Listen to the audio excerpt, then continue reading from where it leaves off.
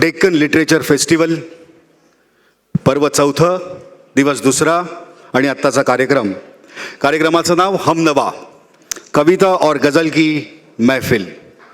सजवण्यासाठी आपल्याला आत्ता येणार आहेत सुप्रसिद्ध कवी, गीतकार, गजलकार. उत्स्फूर्तता हा गुण ज्यांच्यामध्ये आहे असे आपल्या सगळ्यांचे लाडके वैभव जोशी. त्यांचं आणखी एका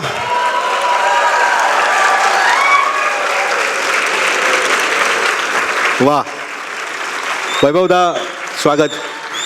तुमच्या टाळ्या आणखीन वाढतील जरा.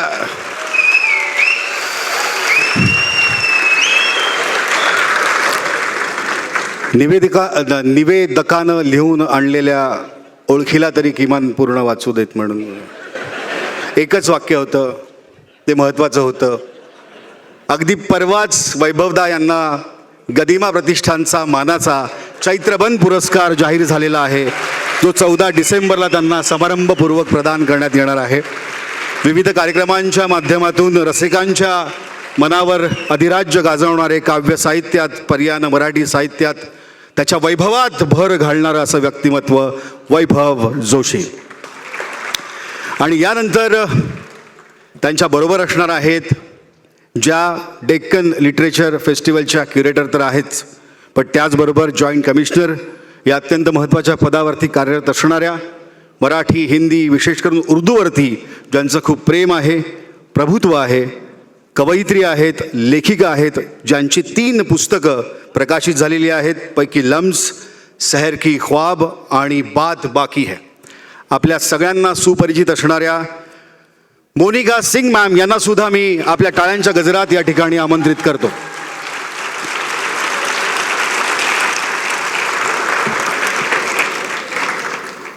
अर्थात कविता आणि गझल याची ही महफिल सजणार आहे, पण ती सजवण्यात जे एक महत्त्वाची भूमिका बजावणार आहेत असे शाहीर सुरेश कुमार वैराळकर यांनाही मी आता आमंत्रित करतो.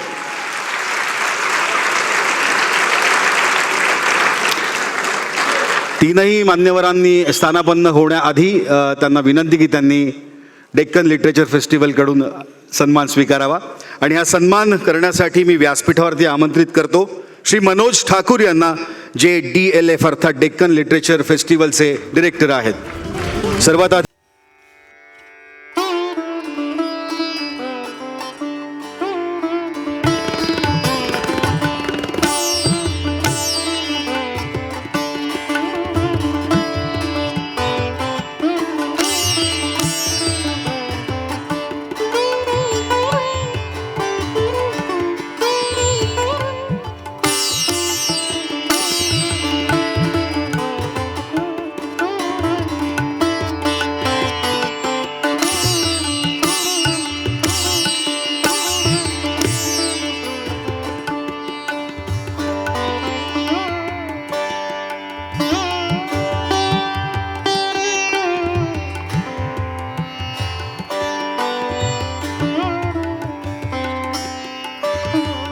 गजल की महफिल या कार्यक्रमाला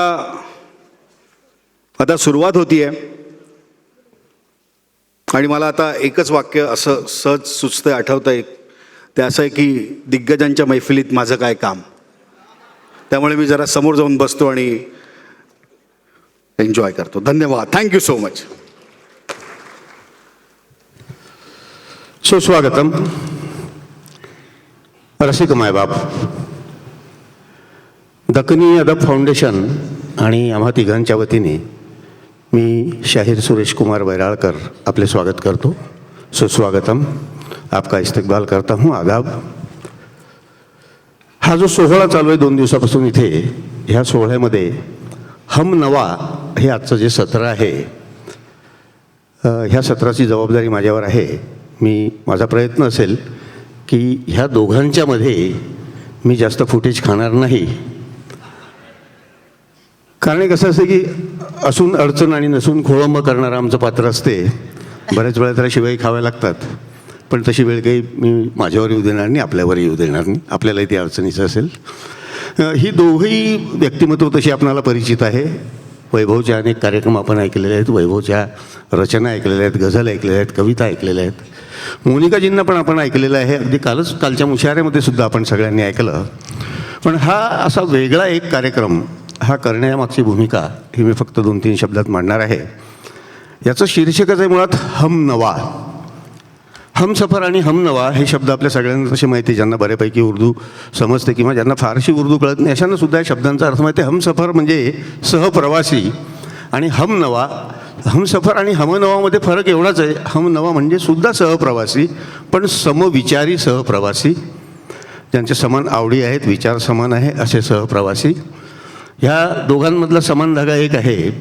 ये दोनों भी 21वीं सदी के शायर है. कृष्ण प्रकाश जी, मैं आपको कहना चाहता हूँ 21वीं सदी के शायर है दोनों भी. आणि त्यांची आपल्या आपल्या क्षेत्रातली वाटचाल ही तशी समांतर चालू आहे. मोनिकाजींच्या विषयी आत्ताच सांगितलं, त्यांनी त्यांचे 3 संग्रह प्रकाशित झालेले आहेत. मी अधिक न बोलता मोनिकाजींना विनंती करतो की त्यांनी आपल्या रचना सादर कराव्यात. मी मध्ये मध्ये त्यांच्याविषयी बोलत राहील. मोनिका सिंग मूळच्या मराठवाड्याच्या बीड जिल्ह्यातल्या दखनी अदब फाउंडेशनच्या संस्थापक आणि महाराष्ट्राच्या स्पर्धा परीक्षेमधून महाराष्ट्राच्या प्रशासनात प्रवेश करून अपर जिल्हाधिकारी, ज्याला आपल्याला समजणाऱ्या मराठीमध्ये ॲडिशनल कलेक्टर म्हणतात, आता PMRDAला जॉईंट कमिशनर सह आयुक्त आहेत. आपल्या रचना सादर करतील शायरा मोनिका सिंग.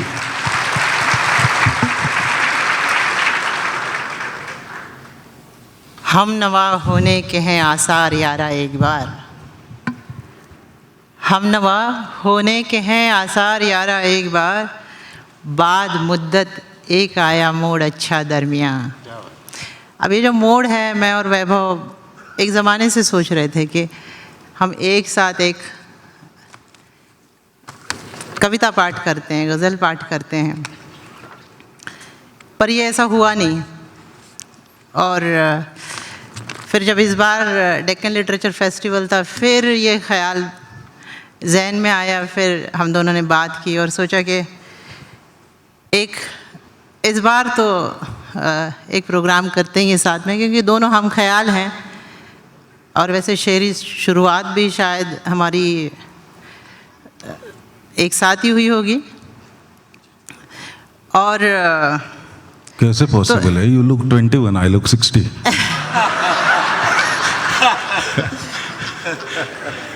मैंने हम उम्र नहीं कहा, क्योंकि एक बात और है, खूबसूरत महिलाओं से उम्र नहीं पूछी जाती है और उनकी उम्र बताई भी नहीं जाती. तो दोस्तों, पहले तो मैं नज़में कहा करती थी. मैं सोचती थी कि कब मतलब हमनवा जो है ये टाइटल भी वैभव ने दिया. बहुत सुंदर, बहुत ही बढ़िया टाइटल है. तो ये मुझे लग रहा था कि ये सफ़र जहाँ से शुरू हो वहाँ से बात की जाए. तो मैं नज़में कहती थी. जब मुझे अपनी, आप में से बहुत से लोग ऐसे हैं जो नज़में कहते हैं जब स्कूल के दौर में, और बाद में वो छूट जाती है उनके साथ. तो पर मेरे साथ ऐसा नहीं हुआ. नज़में कहती रही. बहुत पुरानी मेरी डायरी भी मिली. फिर मेरा भाई है यहाँ पे, शाम है, मेरे बड़े भाई हैं. तो जब मैं नज़में लिखती थी, बाद में मेरा जो भाई है शाम, उसने कहा कि अरे इसको प्रेजेंट भी किया कर, अच्छा लिखती है, कभी सुना तो पता चला कि तू लिख क्या रही है. और उसमें से फिर पब्लिक प्रेजेंटेटिव, जिसको हम कहेंगे कि मैंने पब्लिकली जो रिसाइट करना शुरू किया 2013 में शुरू किया. और 2013 में ही मैंने, तब तक तो नज़में लिखती थी, पर गज़ल मैंने तब पहली बार लिखी. वो गज़ल मैं आपको पेश करने जा रही हूँ, क्योंकि उस गज़ल का सफ़र ऐसा है कि मैंने जब गज़ल लिखी तो तब ये जो वज़न, काफ़िया और इसमें बड़ा दिमाग में एक केमिकल लोचा था. ऐसे लगता था कि पता नहीं क्या ये गज़ल में ये क्या है, कैसे सब ठीक करना है इसका. तो बशर नवाज़ साहब को, मतलब वो जानते थे मुझे, तो उनसे मैंने कहा कि सर एक गज़ल तो मैंने लिखी है, आप एक बार देख लेंगे तो अच्छा है. तो उन्होंने बहुत अच्छी राय दी. उन्होंने कहा कि मैं देख तो लूँगा, पर ख्याल बदल जाएगा। तो इसके ऊपर आप काम करो, आप सीखो और आप भी लिखो। तो वो जो गज़ल थी वो मैंने लिखी और बहुत जोश में अन्ना को भेजी। और अन्ना तो है ही, हर नए गज़ल लिखने वाले को वो उसका हौसला बढ़ाते हैं, उसको शेयर करते हैं सबके साथ। तो वो गज़ल कुछ यूँ बनी, वो मेरी पहली किताब में भी मैंने वो गज़ल का शुमार नहीं किया है, पर यहाँ मैं ज़रूर पढ़ना चाहूँगी। सुने के ख़त्म हो पाया नहीं वो राबता सा दरमियाँ, ख़त्म हो पाया नहीं वो राबता सा दरमियाँ, बे इरादा बेसबब एक सिलसिला था दरमियाँ। क्या बात है। और बातें कम होती गईं, खामोशियाँ लिपटी रहीं। बातें कम होती गईं, खामोशियाँ लिपटी रही, था उसे खोने का डर यूं बेतहाशा दरमियाँ। था उसे खोने का डर यूं बेतहाशा दरमियाँ। और ये शेर सुने, मुझे बहुत पसंद है शेर, कि खूब रोए थे कि जब उसने लगाया था गले, खूब रोए थे कि जब उसने लगाया था गले, अनकहा सच आँखों ने, अनकहा सच आँखों ने फिर भी रखा था दरमियाँ। क्या बात है, क्या बात है। और दिल मिले रफ्तार से पर मुंतशर से हो गए। मुंतशर यानी बिखरना जिसे कहते हैं। दिल मिले रफ्तार से पर मुंतशर से हो गए, खुरबतों में था वहम का बुलबुला सा दरमियाँ। और ये सुने कि फिर किसी की मुस्कुराहट पर हुए माइल जो हम, माइल होना यानी दिल आना किसी पे, फिर किसी की मुस्कुराहट पर हुए माइल जो हम, इश्क का चर्चा नया परचा पुराना दरमियाँ। क्या बात है, परचा पुराना। क्या बात है, क्या बात है। तो ये है कि माजी जो है, माजी नहीं छूटता है ना, भले ही बातें नहीं हो पर हम जैसे कहते हैं कि वो संदर्भ जो है बहुत से पुराने ही रहते हैं। तो इश्क का चर्चा नया परचा पुराना दरमियाँ। और मेरा जो पहला शेरी मजमुआ है लम्स, वो शाये हुआ 2014 में। उस किताब से मैं एक पहली गज़ल सुनाऊंगी। सुने के ये इश्क पे ही है। सुने के बेख्याली बेकली और बेकरारी इश्क में, बेख्याली बेकली और बेकरारी इश्क में, होश में बेहोश दिल की सी खुमारी इश्क में। क्या बात है। और तुझको देखूं ये तलब है सुबह शामो रात दिन, तुझको देखूं ये तलब है सुबह शामो रात दिन, है भला कि दिल मेरे बेइख्तियारी इश्क में।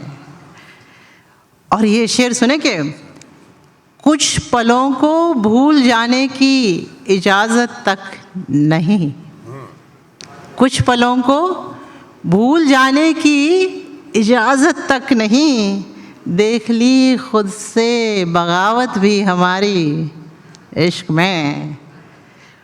और ये देखिए कि इश्क ने भी खुद से कैसे कैसे समझौते किए। वाह वाह। शेर सुने भी खुद से, इश्क ने भी खुद से कैसे कैसे समझौते किए। देखिए चुप है समझदारी हमारे इश्क में। क्या बात है, क्या बात है। और जैसे कि मेरा और एक शेर है, इसके बाद में पढ़ूंगी, तो वो एक थॉट प्रोसेस है कि जो बहुत सही है कि देर से ना रास आया इश्क को करना कबूल, देर से ना रास आया इश्क को करना कबूल, जिंदगी हमने अकेले ही गुजारी इश्क में। तो ये जो थॉट है कि वक्त गया जब तुम भी अच्छे लगते थे, वक्त मेहरबान कम होता है समझो ना। तो ये वो वाला ये उस ख्याल से मिलता है कि देर से ना रास आया इश्क को करना कबूल, जिंदगी तन्हा अकेले ही गुजारी इश्क में। तो जो इश्क जो है ये हर किसी को मुकम्मल बनाता है। एक वॉइड जो होती है, वॉइड अपने अंदर की, उसको हटाता है और जीने का एक नया अंदाज हमको सिखाता है। फिर वो पहला इश्क हो या उसके बाद का हो, पर उसमें यह है कि बाद में आपको आपकी गलतियां समझ में आती हैं। तो उसको मैंने उसमें ख्याल लिखा है कि जिसको पहले इश्क में बागी लिखा, जिसको पहले इश्क में बागी लिखा, बाद बरसों उसको नादानी लिखा। जिसको पहले इश्क में बागी लिखा, बाद बरसों उसको नादानी लिखा। और ये सुने कि साथ चलने की थी जिद भी, इल्तिजा, जिद भी थी, इल्तिजा भी थी, प्रार्थना भी थी कि भाई तू साथ ही चले, मेरे साथ चलने की थी जिद भी, इल्तिजा। अपनी नज़रों में गिरे फिर भी लिखा। क्या बात है, क्या बात। और यानी ये आप पता नहीं ये शेर में आप तक पहुंचा पाई क्या नहीं। इसमें मुझे ये कहना है कि जब एक इश्क में ऐसा मोड़ आता है, जब आपका जो साथी है वो, उससे आप दूर जाते हो, आप उसके करीब जाना चाहते हो, वो आपसे दूर जाना चाहता है, तो ये जो है, ये जो कश्मकश का मोड़ है कि नहीं, फिर नहीं, अब उससे नहीं कहना है, उसको नहीं कहना है, उसको नहीं कहना है, फिर भी आप कहते हो अरे एक बार फिर मिलते हैं। वो वाला थॉट है कि साथ चलने की थी जिद भी, इल्तिजा। अपने आप पे गुस्सा भी आता है, नाराज़गी भी होती है, क्यों हम ऐसे कर रहे हैं। और साथ चलने की थी जिद भी, इल्तिजा। अपनी नज़रों में गिरे फिर भी लिखा। और इश्क, ये शेर सुने, बहुत बढ़िया शेर है ये, कि इश्क आँखों से बहा तो पी लिया। क्या बात है, क्या बात। इश्क आँखों से बहा तो पी लिया, अश्क को फिर बाद में पानी लिखा। क्या बात है। इश्क आँखों से बहा तो पी लिया, अश्क को फिर बाद में पानी लिखा। और फासलों के साथ जीना सीख कर, फासलों के साथ जीना सीख कर, छोड़कर उसका गिला बाकी लिखा। फासलों के साथ जीना सीख कर, छोड़कर उसका गिला बाकी लिखा। और ये गज़ल का ये आखिरी शेर के सोच कर इतराए जाए हाय वो, है ना, कि मेरे से बेहतर इसको, मतलब मेरे से बेहतर कोई मिल ही नहीं सकता, ये वाला थॉट कि सोच कर इतराए जाए हाय वो, उससे बेहतर जब मिला सानी लिखा। अब सानी जो गज़ल लिखते हैं उनको वो जानते हैं कि सबसे बेस्ट जिसको कहेंगे सानी म्हणजे दुसरा, ओला म्हणजे पहला, ओला मिसरा, सानी मिसरा। हाँ, सानी यानी आपको उसका बदल मिल गया, वो भी उसका, हाँ, कि सोच कर इतराए जाए हाय वो, उससे बेहतर जब मिला सानी लिखा। शायर में इतना कॉन्फिडेंस कम दिखता है। रेयर है। अच्छा अच्छा, एक और सुना दो, चलिए। कुछ आँखों पे सुनाती हूँ, सुने के आँखें बहुत ज़्यादा क्या कहते हैं वो, मतलब लिखने के लिए बहुत ज़्यादा उकसाती हैं। जैसे कि आँखों की गुस्ताखियाँ माफ़ हो, ऐसे कुछ आँखों पे हर कोई लिखता है। और देखिए कि जहाँ के सामने छुपकर जहाँ से बोलती आँखें, जहाँ के सामने छुपकर जहाँ से बोलती आँखें, वो परते इश्क की हौले से यूं ही खोलती आँखें। वो पढ़ते इश्क की होले से यूं ही खोलती आंखें, ये नादानी लड़कपन है दिलों को है खबर, लेकिन ये नादानी लड़कपन है दिलों को है खबर, लेकिन मोहब्बत से लबालब हो मोहब्बत तोलती आंखें। और ये इससे ही मिलता जुलता शेर है कि देखिए आपको कैसे ये मैं आप तक पहुंचा पाऊंगी या नहीं। कोई आंसू बहाने आ गया शायद, कोई आंसू बहाने आ गया शायद, उसे मेरा तड़पना भा गया शायद। कोई आंसू बहाने आ गया शायद, उसे मेरा तड़पना भा गया शायद। और देखिए कि जब ख्वाबों को हम हकीकत समझने लगते हैं तो क्या होता है।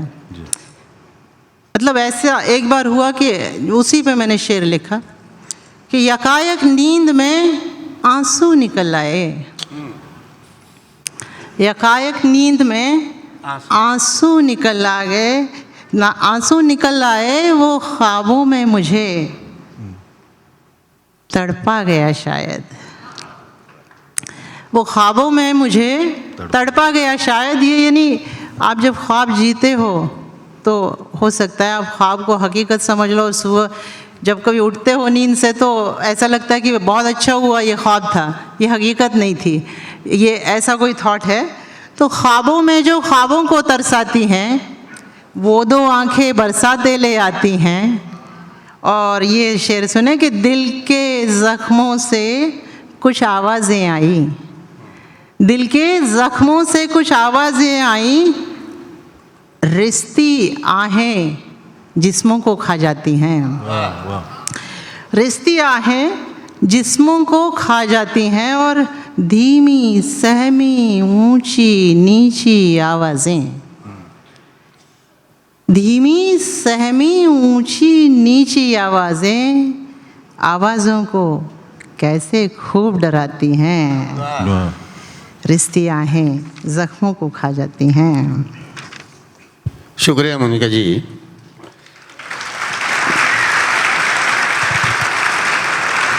ह्या दोन शायरांचं हमनवा असण्याचं एक वैशिष्ट्य मी सांगितलं की हे 21व्या शतकातले शायर आहे दोन्हीही। एक दोघांमधलं आणखी साम्य असं आहे की ही दोन्ही पण गैरजुबानी शायर है, जो उर्दू की मालूमात रखने वाले, जानकारी रखने वाले यहाँ के साहिबान होंगे यहाँ पे, उनको पता होगा गैर ज़ुबानी इसका मतलब जिसकी मादरे ज़ुबान जो नहीं है उसमें जो लिखता है। मातृभाषा आपल्या मातृभाषेपेक्षा वेगळ्या भाषेत कविता करणाऱ्या माणसाला गैरजुबानी शायर अशी संज्ञा त्याच्यामध्ये दिलेली आहे। वैभवची मातृभाषा मराठी आहे, वैभव मराठीची सोबत हिंदी आणि उर्दूमध्ये पण लिहितो। मोनिकाची मातृभाषा हिंदी आहे पण मोनिका उर्दूमध्ये लिहिते, म्हणून हे दोघेही गैरजुबानी शायर हे आणखी एक साम्य। आणि माझा मित्र आर.जे. बंड्या यांनी मी जे काही सांगणार होतो वैभवचं अभिनंदन करण्यासाठी ते आधी सांगून टाकलं, पण त्याला जोडलेली एक गोष्ट त्यांनी सांगितली नाही, ती मी 2 मिनिटात सांगतो फक्त, की एकाच म्हणजे कलेच्या क्षेत्रातल्या 3 वेगळ्या वेगळ्या उत्तुंग व्यक्तिमत्वांच्या नावाने पुरस्कार मिळाल्याचं एकमेव उदाहरण म्हणजे वैभव। कवी ग्रेसांच्या नावाने जो ग्रेस पुरस्कार जाहीर झाला, पहिला ग्रेस पुरस्कार वैभवला मिळालेला आहे। भाऊसाहेब पाटणकर ज्याला मराठी शायरीचे जनक म्हटले जाते, भाऊसाहेब पाटणकरांच्या नावाचा पुरस्कार वैभवला मिळालेला आहे। आणि तिसरा म्हणजे मागच्या वर्षीचा शाहीर दादा कोंडके पुरस्कार हा पण वैभवला मिळालेला आहे। आणि त्याच्यामध्ये आणखी थोडी भर घालायची म्हटली तर फिल्मफेअर पुरस्कार आणि स्टार प्रवाहाचा पुरस्कार हा पण वैभवला मिळालेला आहे। मी वैभवच्या महतीविषयी अधिक काही न सांगता एका वाक्यात जर सांगायचं म्हटलं तर 100पेक्षा अधिक चित्रपट आणि मालिकांसाठी गीतलेखन आणि जवळजवळ तितक्याच गायकांची ज्याची गाणी गायलेली आहेत वैभवची, असा माझा तरुण मित्र ज्याच्याकडे मी फार मोठ्या आशेने पाहतो, वैभव जोशी आपल्या रचना सादर करेल। मराठी, हिंदी, उर्दू जसं तुला वाटलं तसं। कवितेचा विद्यार्थी आहे, वेगळ्या भाषेत लिहिताना आणखीन अभ्यास करावा लागतो। प्रयत्न करतो काही मराठी आणि जेव्हा वाटेल तेव्हा काही हिंदी ऐकवण्याचा। काल रात्री पाऊस खिडकीच्या खूप अंगसटीला आला होता। डिस्क्लेमर कविता आहे, हाँ हाँ हाँ शेवटच्या वाक्यात कळेल तुम्हाला. काल रात्री पाऊस खिडकीच्या खूप अंगचटीला आला होता, खूप म्हणजे इतका की पिल्लू म्हणाला सुद्धा, डॅडी उशीखालची वही भिजेल. हाँ खूप म्हणजे इतका की पिल्लू म्हणाला सुद्धा, डॅडी उशीखालची वही भिजेल. अर्थात मी त्याला हे सांगत बसलो नाही की उशीखालची वही जन्मताच ओली चिंब असते. वाह वाह वाह वाह वाह वाह. अर्थात मी त्याला हे सांगत बसलो नाही की उशीखालची वही जन्मताच ओली चिंब असते. एकतर अशा गोष्टी कळण्याचं त्याचं वय नाही, एकतर अशा गोष्टी कळण्याचं त्याचं वय नाही, आणि तसंही पाऊस, प्रेम आणि कविता हा काही समजावून सांगण्याचा विषय नाही. वाह वाह वाह.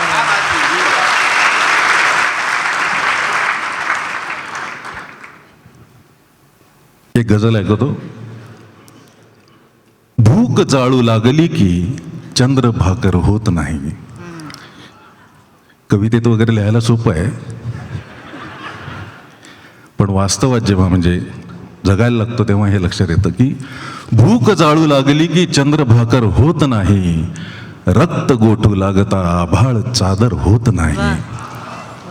आणि ही आत्ता आपली वस्तुस्थिती आहे की माणसांचा संच आहे, माणसांचा मंच आहे, माणसांचा संच आहे, माणसांचा मंच आहे, मात्र या नाट्यामध्ये माणूस सादर होत नाही. भूक जाळू लागली की चंद्र भाकर होत नाही.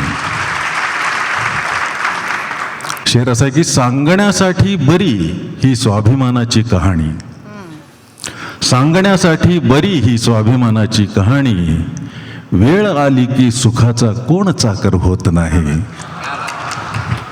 आतुनी उसळून येणाऱ्या हव्या उन्मुक्त लाटा, सगळ्यांनाच लागू आहे. आतुनी उसळून येणाऱ्या हव्या उन्मुक्त लाटा, फक्त पाणी साचल्याने धुंद सागर होत नाही. भूक जाळू लागली की चंद्र भाकर होत नाही, एकदा झाली चुकामुक पण पुन्हा भेटूच आपण. काही काही ओळी इश्किया वाटतात, प्रेमासाठी लिहिलेल्या वाटतात, पण लिहिणाऱ्याने कुठल्या कुठल्या मनस्थितीत लिहिलेल्या असतात. मी माझ्या वडिलांसाठी हा लिहिला होता शेर की एकदा झाली चुकामुक पण पुन्हा भेटूच आपण, एक नश्वर जन्म काही फार अंतर होत नाही. भूक जाळू लागले की चंद्र भाकर होत नाही. वाह वाह वाह वाह वाह वाह. एकदा झाली चुकामुक पण पुन्हा भेटूच आपण, एक नश्वर जन्म काही फार अंतर होत नाही. आणि शेवटचं शरीर की दे मला ती रात्र भरुनी अमृताचा एक प्याला, दे मला ती रात्र भरुनी अमृताचा एक प्याला, एक प्याल्याने कुणाचाही सुधाकर होत नाही. भूक जाळू लागले की चंद्र भाकर होत नाही. वाह वाह वाह. माफ करा, पण बहुत बढ़िया. त्यांनी शेवटचा शेर ऐकवला आहे, पण एक सुटलेला शेर मधला आहे, माझा अत्यंत आवडता आहे. कधी वैभव सहसा सादर करत नाही बघा, आपल्याला आवडत असेल तर यातलाच भूक जाळू लागली की चंद्रभाकर होत नाही मधला. रोज नेमाने तहावर स्वाक्षऱ्या ठोकून देतो, याद है आपने लिखा है. रोज नेमाने तहावर स्वाक्षऱ्या ठोकून देतो, ती अनावर होत नाही, मी अनावर होत नाही. वाह वाह. भूक जाळू लागेल. आणखीन एक शेर होतं त्यात की त्या ठिकाणी मी रमाया लागलो आहे जरासा, त्या ठिकाणी मी रमाया लागलो आहे जरासा, त्या तिथे माझा आताशा व्यर्थ आदर होत नाही. भूक जाळू लागली की चंद्र भाकर होत नाही.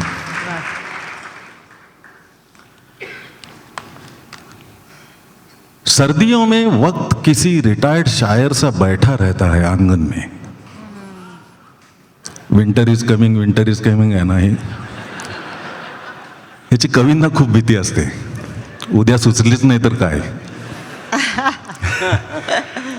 सर्दियों में वक्त किसी रिटायर्ड शायर सा बैठा रहता है आंगन में, नर्म धूप में उंगलियां सेकता रहता है, मानो अपने आप को यकीन दिला रहा हो कि अभी तक उनमें कुछ जान बाकी है. अपना सा दिखने वाला कोई ख्याल घर के सामने से गुजरे तो कम से कम दुआ सलाम तो हो. वाह. वैसे आजकल इस गली में बिल्कुल नहीं के बराबर है चहल पहल. वैसे आजकल इस गली में बिल्कुल नहीं के बराबर है चहल पहल। एक दो मिसरे आते हैं कभी कभार, जैसे गलत पते पर आए हुए कुरियर बॉयज हो। ओहो वाह वाह वाह। एक दो मिसरे आते हैं कभी कभार, जैसे गलत पते पर आए हुए कुरियर बॉयज हो।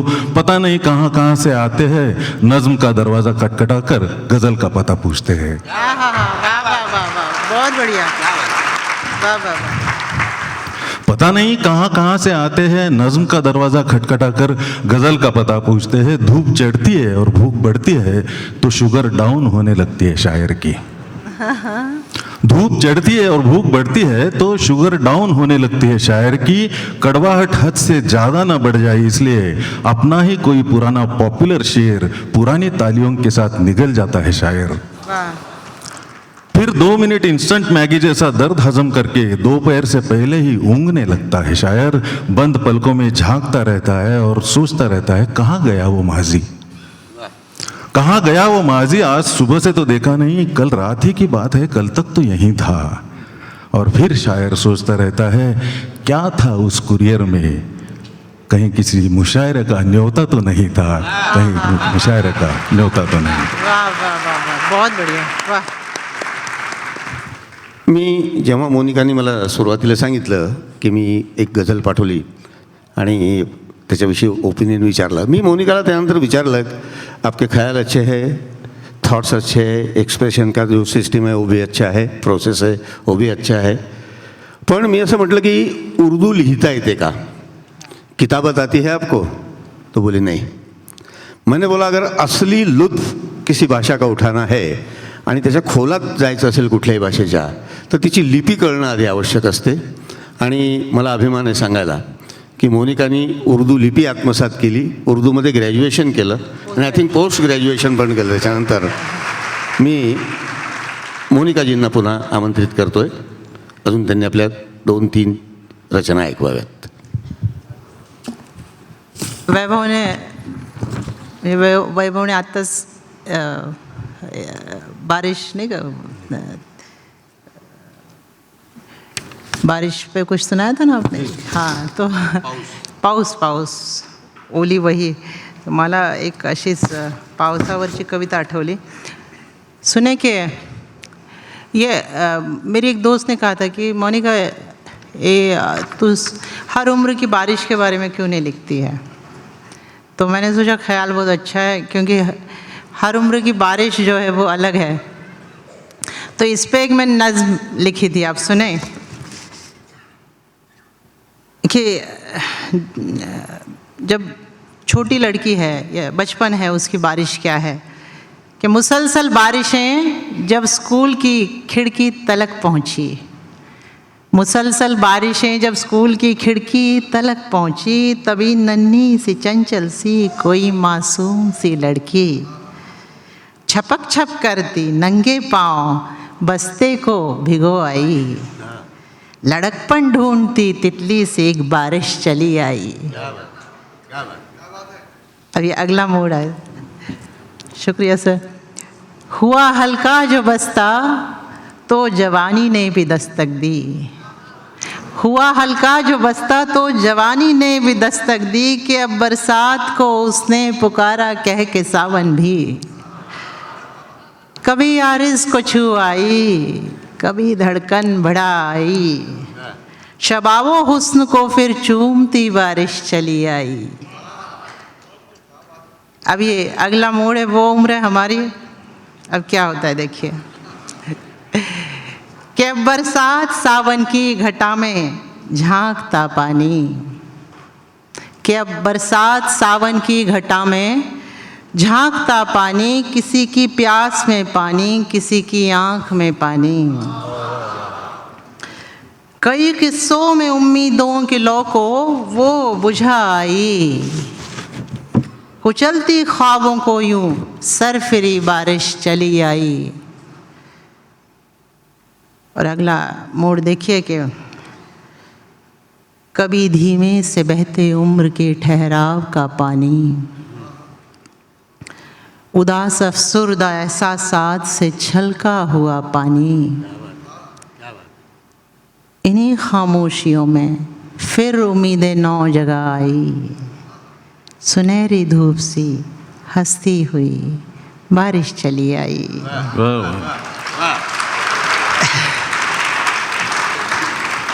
और एक नज़्म सुनाती हूँ कि नज़्म, वैभव ने नज़्म की शुरुआत की तो मुझे नज़्म सुनाने का इरशाद इरशाद। मन हो रहा है कि देखिए, एक ये नज़्म का तसव्वुर ऐसा है कि एक लड़की है जो अपने महबूब से कहती है कि समझ लीजिए ये ऐसा कोई प्रोग्राम है, वो कुछ सुनाना चाहती है, मेरा महबूब आके इसे सुने, और वो आता नहीं है या आता है या क्या होता है। तो देखिए 3 बंद में है ये। कुछ ऐसा है कि उस रोज़ तू आया नहीं, उस रोज़ तू आया नहीं, तुझ तक पहुँचने के लिए अल्फाज की धड़कन बढ़ी। उस रोज़ तू आया नहीं, तुझ तक पहुँचने के लिए अल्फाज की धड़कन बढ़ी। सोचा किए मिसरे मेरे, सोचा किए मिसरे मेरे, आगे तेरे शर्माए गर। तू पूछ बैठेगा उन्हें, तुझ में उतर जाएं अगर। वो नक्श बन पाया नहीं, उस रोज़ तू आया नहीं, उस रोज़ तू आया नहीं। मिसरे कुंवारे थे मेरे, मिसरे कुंवारे थे मेरे, क्या बात है। उस रोज़ तू आया नहीं, मिसरे कुंवारे थे मेरे, तुझ तक पहुँचने के लिए सांसों की राहों से तेरे दिल में उतरने के लिए वो काविशें करते रहे। तकदीर को भाया नहीं, उस रोज़ तू आया नहीं।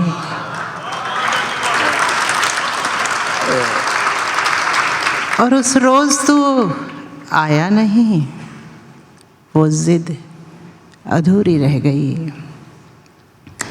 उस रोज़ तू आया नहीं, वो ज़िद अधूरी रह गई। मिसरे कुंवारे ही रहे, वो गैर से राज़ी न थे। जैसे फंसे हो हल्क में, बस कप कपाते ही रहे। रूठा दिल कह पाया नहीं, उस रोज़ तू आया नहीं, उस रोज़ तू आया नहीं। वो पढ़ो, ब्रेक कर दो। हाँ मतलब नो प्रॉब्लम। एक रुबाया एक तो आधी। सितारे चांद और सूरज मैं सब की बात करता हूँ। वाह, सितारे चांद और सूरज मैं सब की बात करता हूँ। नहीं पीता मगर फिर भी तलब की बात करता हूँ। क्या बात है, वाह वाह, क्या बात है, वाह वाह वाह। क्या बात है। और वक्त भी है मध्य रात्र। तकाजा है। Thank you. सितारे चांद और सूरज मैं सब की बात करता हूँ। नहीं पीता मगर फिर भी तलब की बात करता हूँ। गजब की बात है दैरो हरम जाता नहीं लेकिन, गजब की बात है दैरो हरम जाता नहीं लेकिन, तुम्हारी याद आते ही मैं रब की बात करता हूँ। वाह वाह वाह, तुम्हारी याद आते ही मैं रब की बात। हमें मालूम है रिश्ते निशानी छोड़ जाते हैं। आहा, हमें मालूम है रिश्ते निशानी छोड़ जाते हैं। कई किस्से कई यादें सुहानी छोड़ जाते हैं। वाह, चलो जाने का उनका कोई भी शिकवा नहीं लेकिन, चलो जाने का उनका कोई भी शिकवा नहीं लेकिन, किताबें लेके जाते हैं कहानी छोड़ जाते हैं। हमें मालूम है रिश्ते निशानी छोड़ जाते हैं। वाह। एक गज़ल पेश करने की कोशिश करता हूँ। यूँ समझे कि आज के लिए लिखी है, इरशाद। क्योंकि मोनिका जी जब मेरे घर पे आई थी and when she was talking, तभी एक मिसरा आया था, फिर वो पूरी कर ली। अच्छा, मतलब ऐसा है कि दिल का क्या है, दिल तो लगता रहता है। वाह वाह वाह वाह वाह वाह।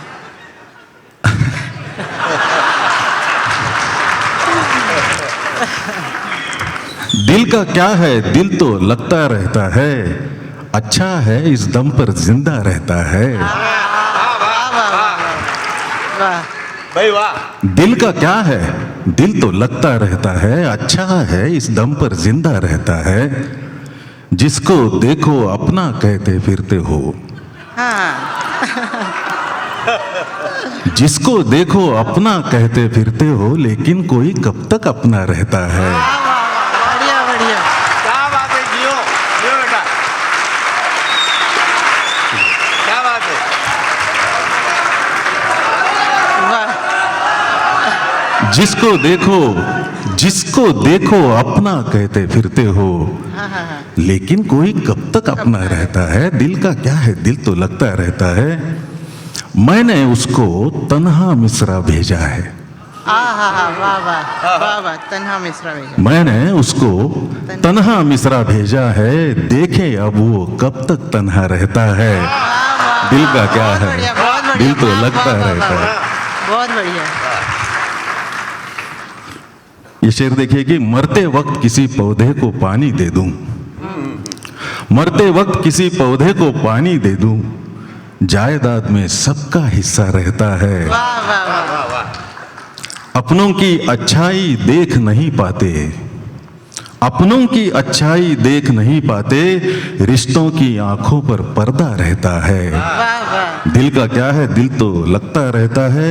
यारों सोचो कितना प्यासा होगा वो, यारों सोचो कितना प्यासा होगा वो, पानी पर जो पानी लिखता रहता है। पानी पर जो पानी लिखता रहता है। और आखिरी शेर ऐसा है, महफिल में कितना भी हंस ले हर शायर, महफिल में कितना भी हंस ले हर शायर, लफ्जों में तो सदमा दिखता रहता है। दिल का क्या है, दिल तो लगता रहता है। इसका मतलब एक अंदाजे बयां के बारे में बात अशी आहे, वैभवचं सगळ्यात मोठं वैशिष्ट्य असं आहे मला जाणवलेलं गेल्या 40 वर्षाच्या माझ्या कवितेच्या प्रवासात, की अगदी साधी जरी ओळ असली तरी ती वेगवेगळ्या प्रकारे कशी सादर करायची, ज्याला सादरीकरण म्हणतो आपण, अंदाजे बयां। आणि उससे ताल्लुक़ रखता हुआ एक शेर सैफुद्दीन साहब का है कि सैफ अंदाजे बयां बात बदल देता है। सैफ अंदाजे बयां बात बदल देता है, वरना दुनिया में कोई बात नई बात नहीं, वरना दुनिया में कोई बात नई बात नहीं। आणि म्हणूनच वैभव प्रत्येक वेळेला जेव्हा एखादी रिपीट करतो तेव्हा सुद्धा ते नव्याने सादर करतो असं वाटते। आपके अंदाजे बयां के लिए आपको सलाम। मोनिका। नहीं, वैभव ने कहा कि पहला मिसरा, ये पहला शेर पहले बना था, फिर मैं उस दिन हमारी ये हमनवा का डिस्कशन हुआ तो पूरी गज़ल बन गई। तो मेरे ख्याल से मतलब ऐसी तो किताब भी लिखी जा सकती है। तो एक मुझे बच्चन साहब ने बहुत मुतासिर किया है। हरिवंश राय बच्चन जी की शायरी, इनकी जो कविताएं हैं, ये पढ़ पढ़ के हम बड़े हुए हैं। मैं, मेरे बड़े भाई मनोज और श्याम, रात रात हमने हरिवंश राय बच्चन को पढ़ते पढ़ते गुजारी हैं। तो उनकी एक लाइन है कविता की कि वो कहते हैं कि हम अलग होने चले हैं जब हमारा हर्ष सीमा छू रहा है, लेश इसका गम नहीं है। तो ये क्या है, ये ब्रेकअप है, पर ऐसा ब्रेकअप जहाँ पे दोनों को भी कोई उसका दुख नहीं है। तो जैसे कि साहिर ने लिखा है कि न मैं तुमसे कोई उम्मीद रखो दिल नवाजी की, न तुम मेरी तरफ देखो गलत अंदाज नज़रों से, चलो एक बार फिर से अजनबी बन जाएं हम दोनों। तो ये जब सब दिमाग में चलता है तो मैंने ये सोचा कि इसमें जैसे बच्चन साहब ने लिखा उसको एक अलग मोड़ दिया, एक खुशी वाला मोड़ दिया। तो ब्रेकअप पे कुछ अच्छा लिख सकते हैं। तो हमारे ज़माने में तो ब्रेकअप होता नहीं था, हमारी उम्र में तो ब्रेकअप था नहीं ऐसा कुछ।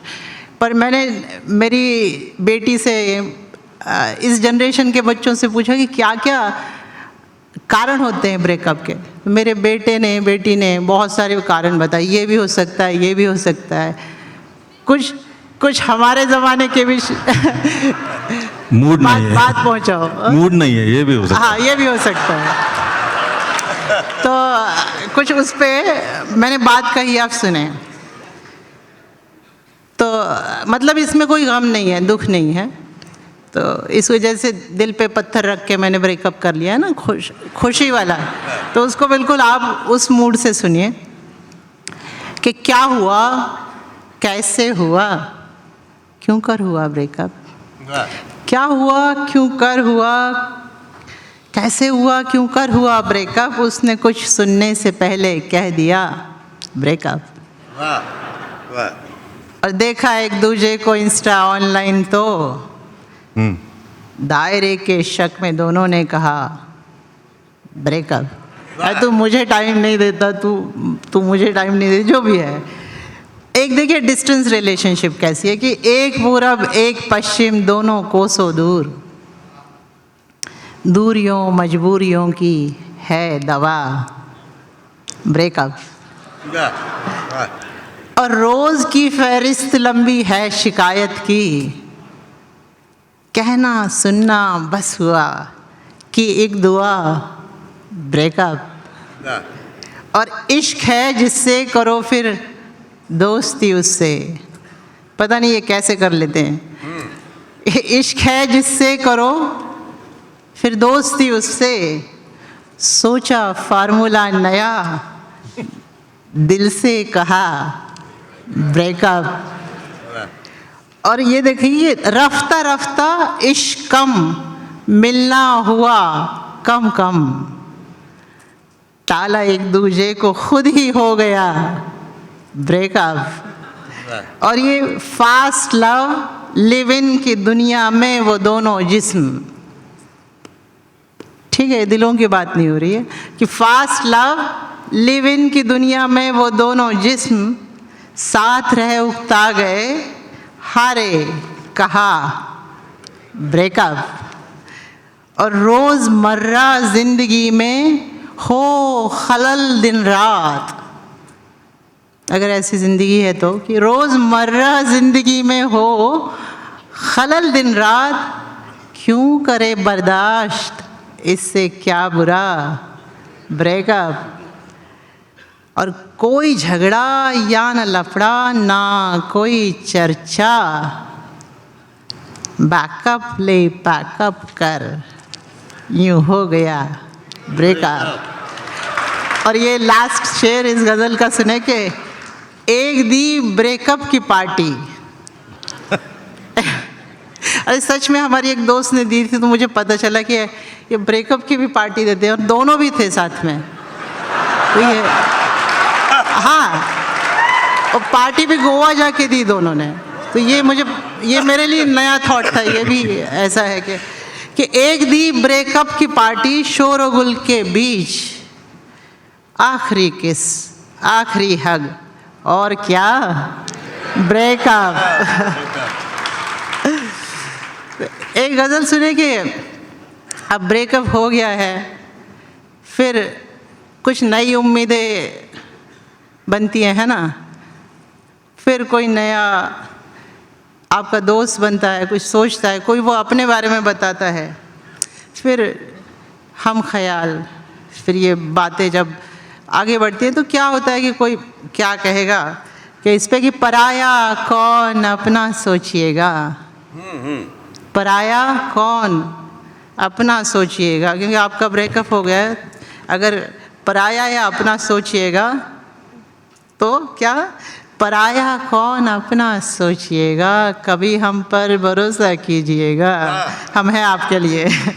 तो पराया कौन अपना सोचिएगा, कभी हम पर भरोसा कीजिएगा, तकल्लुफ़ क्यों हो दो दिल साथ हो जब, तकल्लुफ़ क्यों हो दो दिल साथ हो जब, गले मिलकर भरम ये तोड़िएगा।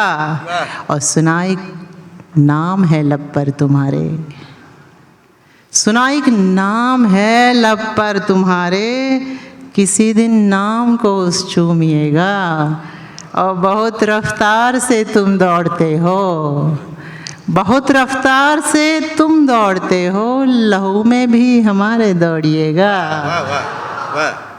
और हमेशा की तरह हंसकर वो बोले, हमेशा की तरह हंसकर वो बोले, हमें महसूस करके देखिएगा, लहू में भी हमारे दौड़िएगा।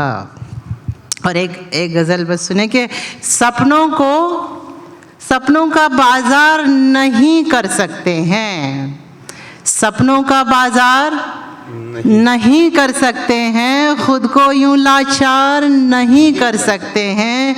हर मोड़ कहानी जिसकी कहते जाता है, हर मोड़ कहानी जिसकी कहते जाता है, उसकी कहते जाता है, जिसका हम दीदार नहीं कर सकते हैं। और चार दीवारी में सिसकी को दफनाया, चार दीवारी में सिसकी को दफनाया, जख्मों का दरबार नहीं कर सकते हैं। और तुझसे हारेंगे हारेंगे बेशक हम, तुझसे हारेंगे हारेंगे बेशक हम, हार तेरी स्वीकार नहीं कर सकते हैं।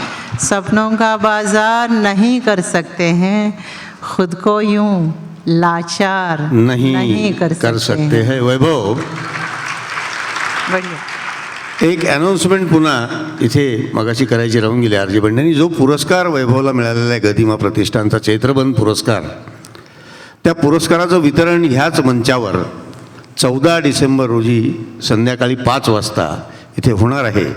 सर्वांनी आपल्या सगळ्यांनी तिथे हजर राहायचं आहे आणि वैभवचं अभिनंदन इथे प्रत्यक्ष उपस्थित राहून करायचं आहे. मी आणखी एक त्याच्यामध्ये एक विशेष असं सांगेल की गदिमांना सुरुवातीला कवी म्हणायला पुण्यातली मंडळी तयार नव्हती, कवितेतली जाणकार मंडळी. पुण्यात काही होऊ शकतं अशा प्रकारचं.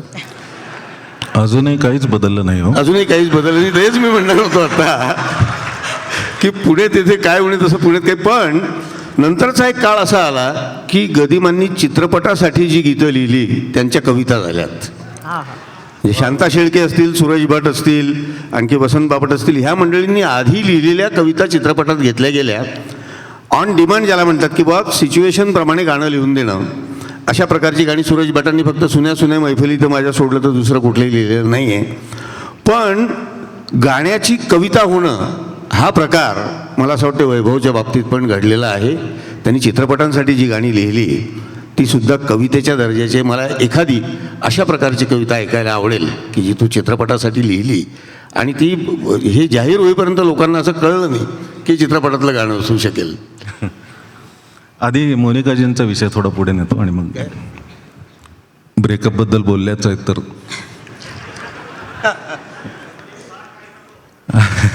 क्या बात आहे. फक्त नाही नको. नंतर त्या असं म्हणाल्या की मग हे दोघं वेगळे होतात आणि त्यांना परत कोणीतरी भेटतं. हे सगळं मी स्वप्नातच पाहिलं होतं, आता ते घडतंय असं कळलं. तो धीरे धीरे पछताएंगे ऐसी भी क्या जल्दी है,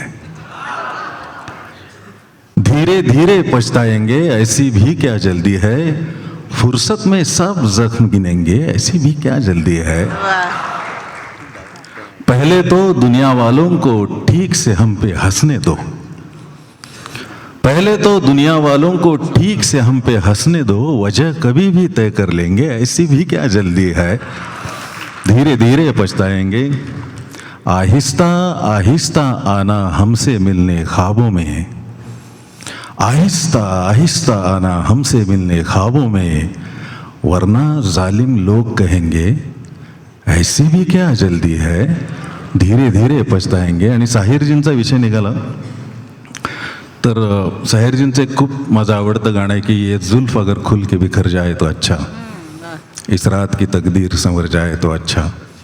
आणि त्याच्यावरती माझे जे आवडते शायर आहेत उर्दूमधले शारिक कैफी साहेब यांनी साहिरजींना ट्रिब्यूट म्हणून लिहिलं होतं आणि त्याच्यावरती ट्रिब्यूट म्हणून मी एक गझल लिहिली. तर ही शारिक सरांना पण आणि साहिरजींना पण म्हणून आपण पेश करतो आज. मी जाना तो नहीं लाजमी पर जाए तो अच्छा, वाह वाह, जाना तो नहीं लाजमी पर जाए तो अच्छा, ये राह इसी मोड़ से घर जाए तो अच्छा। आंखों से बयां होती है रातों की कहानी, आंखों से बयां होती है रातों की कहानी, तेरे गम का इसी रात असर जाए तो अच्छा, जाना तो नहीं लाजमी पर जाए तो अच्छा। हम तक तो पहुंचती है हर एक बात तुम्हारी, हम तक तो पहुंचती है हर एक बात तुम्हारी, तुम तक भी कभी एक खबर जाए तो अच्छा। महफिल में चले आए हो इसकी तो खुशी है, महफिल में चले आए हो इसकी तो खुशी है, उठकर न चले जाओ ये डर जाए तो अच्छा। तो शेर ऐसा है कि रखा है समेटे हुए ये दर्द इसलिए, रखा है समेटे हुए ये दर्द इसलिए, खुशबू ये मेरे बाद बिखर जाए तो अच्छा। जिसने भी किए वादे वो मिलने नहीं आया, जिसने भी किए वादे वो मिलने नहीं आया, अब मौत भी वादे से मुकर जाए तो अच्छा। वाह, और आखिरी शेर यह है कि एक सिमत बहर है और एक सिमत है मानी, one end is metre of ghazal and the other end is meaning. इसके बीच का फासला तय करते रहता है हर शायर। एक सिमत बहर है और एक सिमत है मानी, साहिर जी कहो कोई किधर जाए तो अच्छा। वाह वाह वाह, बहुत बढ़िया। आणि अजून एक गजल ऐकतो की गजल ऐकून ती म्हणते मजा नाही मजा नाही, गजल ऐकून ती म्हणते मजा नाही मजा नाही, अघोरी याहुनी कुठली सजा नाही मजा नाही, अघोरी याहुनी कुठली सजा नाही मजा नाही, जुनी दुःखे जुनी गाणी जुने डोळे जुने पाणी, जुनी दुःखे जुनी गाणी जुने डोळे जुने पाणी, मनाला एकही ताजी इजा नाही मजा नाही, गजल ऐकून ती म्हणते मजा नाही, म्हणाली एकदा नाही म्हणाली दोनदा नाही, म्हणाली एकदा नाही म्हणाली दोनदा नाही, इजा झाला बिजा झाला तिजा नाही मजा नाही, मला तर वाटले होते चला हे फाटले नाते, मला तर वाटले होते चला हे फाटले नाते, तरी धाग्यातून त्याच्या रजा नाही मजा नाही। आणि शेवटचा शेर आहे की तिच्या खात्यामध्ये उरलो अपूर्णांकाप्रमाणे मी, तिच्या खात्यामध्ये उरलो अपूर्णांकाप्रमाणे मी, पुरेसा मी जमा नाही वजा नाही मजा नाही, गजल ऐकून ती म्हणते मजा नाही। मी सांगितलं होतं त्याप्रमाणे चित्रपटातलं एखादं गाणं ज्याची कविता कवितेच्या दर्जाचं गाणं। एक गझल लिहिली होती मुरांबा चित्रपटासाठी। हो हो चालेल।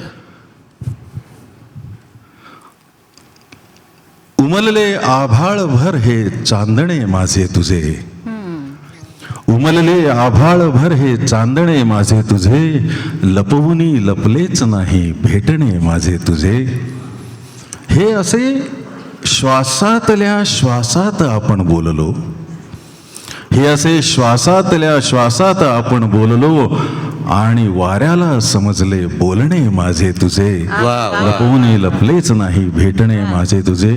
एक शेर नवीन ऍड केला याच्यामध्ये की दोन क्षण रेंगाळलो तर बहर आला एवढा, क्या बात आहे। दोन क्षण रेंगाळलो तर बहर आला एवढा, सोसले नाही ऋतूंना थांबणे माझे तुझे, दरवळाया लागली ही शांतता दोघातली, दरवळाया लागली ही शांतता दोघातली, केवढे गंधाळले गंधाळणे माझे तुझे, लपवूनी लपलेच नाही भेटणे माझे तुझे। शेवटचं शेर की उजळला एका क्षणी दोघातला काळोखा, उजळला एका क्षणी दोघातला काळोखा, एकमेकांतून आता तेवणे माझे तुझे, लपवूनी लपलेच नाही भेटणे माझे तुझे। मी गैरजुबानी शायरी परंपरेचा मगाशी जो उल्लेख केला, जो जिक्र किया मैंने गैरजुबानी शायरों का, उर्दू शायरीला आपल्याला म्हणजे दाग गालिब यांच्या पलीकडे आपल्याला फार माणसं माहिती नसतात। रघुपती सहाय फिराक गोरखपुरी असतील किंवा दयाशंकर कौल नसीम असतील किंवा जगन्नाथ आझाद असतील, सुदर्शन फाकीर ही महत्त्वाची जी नावं आहे, ही मातृभाषा उर्दू नसलेली माणसं होती. मुळात उर्दू ही कुठली परकीय भाषा नाही आहे, ती ह्या देशातली भाषा आहे. उर्दूचा जन्म आणि ती सिद्ध झाली इथल्या महाराष्ट्रात झाली. उर्दूचा पहिला शायर वली मोहम्मद, हे औरंगाबादचे होते. वली औरंगाबादी, वली दखनी म्हणायचे त्यांना. ह्या गैरजुबानी परंपरेमधलेच 2 शायर आपल्या शेजारी इथे आहेत. मी ह्या दोघांचंही आपल्या वतीने एकदा पुन्हा अभिनंदन करतो की ती ही परंपरा मराठीमध्ये, म्हणजे ज्यांची मातृभाषा मराठी असे उर्दू लिहिणारे आणखी काही चांगले अनंत नांदूरकर खलिश आहेत, दिलीप पांढरपट्टे आहेत, डॉक्टर दिलीप पांढरपट्टे, वैभव दुशे नाव ह्या सगळ्यामध्ये आता अग्रभागी जाते हळूहळू. मी वैभवला पण सदिच्छा देतो. मोनिका जी, मैं आपको भी शुभकामनाएं देता हूँ, उनको भी शुभकामनाएं देता हूँ. आणि ह्या आपल्या ह्या आता ह्या सत्राची शेवटची एक रचना, एक मोनिकाची आणि एक वैभवची. कारण मी नेहमी जसं सांगत होतो तसं अजूनही सांगतो, आपण फार चांगला ऐकता आहात. माणसं रसिक आहेत याच्याविषयी काही शंका नाही. घड्याळं रसिक नसतात कुठल्याही पक्षाची असली तरी.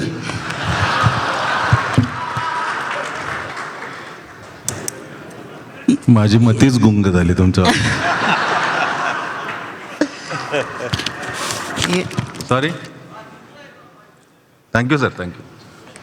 ये आखिरी गज़ल है. ये ये श्री कृष्ण के बारे में है, आप सुने, क्योंकि मैं बचपन से मुझे गीता ने बहुत मुतासिर किया है. मुझे काफ़ी अध्याय भी याद हैं और वो फ़िलासफ़ी मुझे बहुत ज़्यादा कंटेंट करती है. मुझे मतलब जो मैं कहती हूँ कि सेल्फ मेड हूँ, वो सिर्फ गीता की वजह से हूँ. तो उसमें से आप सुने, कृष्ण के ऊपर गज़ल है कि ये कहानी सैकड़ों लम्हात की है, ये कहानी सैकड़ों लम्हात की है, सांवले को सोच दिन की रात की है, और बांसुरी के सुर सुनाई दे तो लागे, बात राधा कृष्ण के साथ की है. क्या बात है. और दरमियाँ अब भी है कुछ मोहन प्यारे, आरज़ू बाकी मिलन की रात की है. और देव की कुंती सुभद्रा द्रौपदी ने, देव की कुंती सुभद्रा द्रौपदी ने, तू जहाँ है मुश्किलों पे मात की है. और था कहाँ मंदिर शिवालय चर्च मस्जिद, था कहाँ मंदिर शिवालय चर्च मस्जिद, तू ही जाने बात किन हालात की है. और पाप करके शर्म से ना सर झुके जब, पाप करके शर्म से ना सर झुके जब, तो सुदर्शन चक्र से शुरुआत की है. और सच का छोड़ा साथ जब जब भी किसी ने, सच का छोड़ा साथ जब जब भी किसी ने, अपनों से लड़ने की तूने बात की है. और है सियासत मंदिरों की मस्जिदों की, है सियासत मंदिरों की मस्जिदों की, चोट अपनों से मिले सदमात की है, सांवले को सोच दिन की रात की है. शुक्रिया, बहुत बहुत शुक्रिया.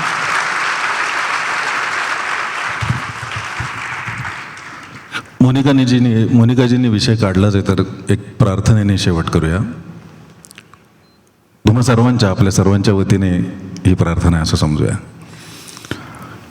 की द्यायचे तर एवढे वरदान दे रे ईश्वरा. गझलचा पहिला शेर आहे की द्यायचे तर एवढे वरदान दे रे ईश्वरा, लेखणीला वेदनेची जाण दे रे ईश्वरा. द्यायचे तर एवढे वरदान दे रे ईश्वरा, लेखणीला वेदनेची जाण दे रे ईश्वरा. तू भले देऊ नको पोटास माझ्या भाकरी, तू भले देऊ नको पोटास माझ्या भाकरी, पण भुकेशी झुंजण्याचे त्राण दे रे ईश्वरा.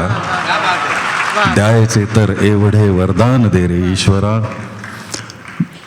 ज्या गरिबीने उरी जाणीव तेवत राहिली, ज्या गरिबीने उरी जाणीव तेवत राहिली, त्या गरिबीचा मला अभिमान दे रे ईश्वरा. वाह वाह वाह वाह. जे युगांपासून काहीही कधी ना बोलले, जे युगांपासून काहीही कधी ना बोलले, त्या मुक्या ओठास स्फूर्ती गान दे रे ईश्वरा. द्यायचे तर एवढे वरदान दे रे ईश्वरा. भूतकाळाचे नको अथवा भविष्याचे नको, भूतकाळाचे नको अथवा भविष्याचे नको, वर्तमानाचे जरासे भान दे रे ईश्वरा. शेर असा की फक्त हंबरड्यांकडे धावू नये काळीज हे, फक्त हंबरड्यांकडे धावू नये काळीज हे, घुसमटीही ऐकणारा कान दे रे ईश्वरा. द्यायचे तर एवढे वरदान दे रे ईश्वरा.